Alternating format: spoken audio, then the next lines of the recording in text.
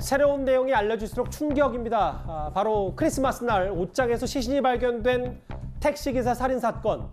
그런데 이 택시와 접촉사고를 낸 30대 남성이 합의금을 주겠다며 지불에 유인해놓고 살해한 이 사건인데요. 그런데 오늘 새롭게 알려진 이 내용입니다. 그 집주인, 그러니까 동거하던 전 여자친구도 살해했다가 본인이 자백을 한 겁니다.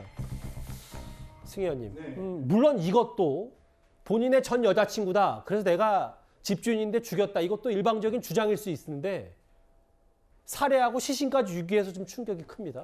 뭐 이 사건 진짜 양파 껍질 벗기면 벗길수록 시청자 여러분들에게 정말 아연실색할 수밖에 없는 것인데요. 저희들이 음주운전으로 접촉사고 났다. 정말 음주운전을 했는지도 저는 확실하게 모르겠지만 예. 그 사건 자체도 굉장히 뒤에 범죄를 은폐하려는 목적과 그 범행 이후의 행동들이 정말 이해할 수 없는 행동이었고 예. 지금 문제는 그 동거하고 있던 그 집, 즉 시신이 발견된 집에 있는 원주인 도 사실상 사망에 이르게 했다라고 자기가 자백을 하고 예. 사망을 했는 사람만이 그 시체를 유기한 장소를 알 수 있는데 지금 뭐 파주시에 있는 어떤 하천변에 버렸다라고 이야기를 하는 거니까요. 그걸 지금 수색하고 있다고 하니까 그 시신이 발견되면 이와 더불어 어떻게 보면 하나의 사건이 아니라 4개월 이내에 2개의 사건이 일어난 굉장히 심각한 사건이다라는 말씀드리겠습니다. 그러니까 집에서 옷장에서 시신이 발견된 택시기사. 근데 그 집주인, 전 여자친구도 본인이 죽였다라고 얘기했고 시신도 유기했다.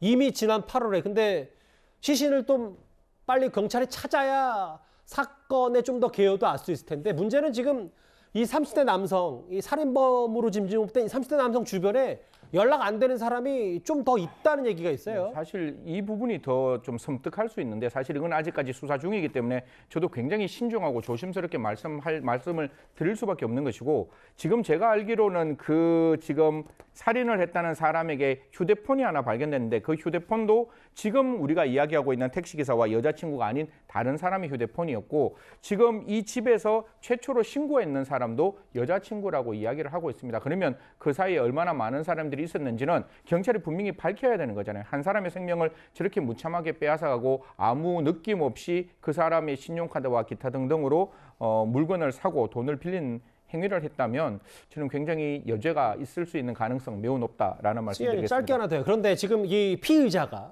살인범이 돈을 많이 썼고 카드로 결제해서 수천만 원을 대출받기도 했는데 근데 중요한 건 이 카드가 도대체 누구 카드인지도 좀 더 경찰이 들여다봐야 되겠네요. 그러면 범행 얼마나 좀 커질지도 좀 가름이 되지 않겠습니까? 네, 사실 뭐 지금 피의 사실 공표가 안 되기 때문에 저희들도 나와 있는 단편적인 어떤 파편을 가지고 확인할 수밖에 없는데 지금 5천만 원은 1억은 그 택시 기사 사망 이후에 진짜 어떻게 보면 며칠 안 되는 사이에 신용카드로서 신용카드 대출은 어렵지 않거든요. 그리고 또한 제가 알고 있는 거는 그로부터 여러 가지 물건을 샀다는데 여기서 제가 꼭 한 가지 경찰에게 부탁하고 싶은 거는 비밀번호 어떻게 알겠습니까? 분명히 살해하기 전에 또 다른 저희들이 생각할 수 있는 그 무서운 환경이 일어날 수도 있는 거기 때문에 이런 부분 하나하나 차근차근하게 밝혀야 되는 거지 이 수사는 절대로 급하게 가는 게 아니라 천천히 빨리 가야 되는 수사. 그래서 수사의 여지를 전체를 밝혀야 되는 수사라고 말씀드리겠습니다. 알겠습니다. 이 옷장 속 시신, 이 살인 미스터리는 앞으로도 저희가 쭉 지켜봐야 될 것 같습니다.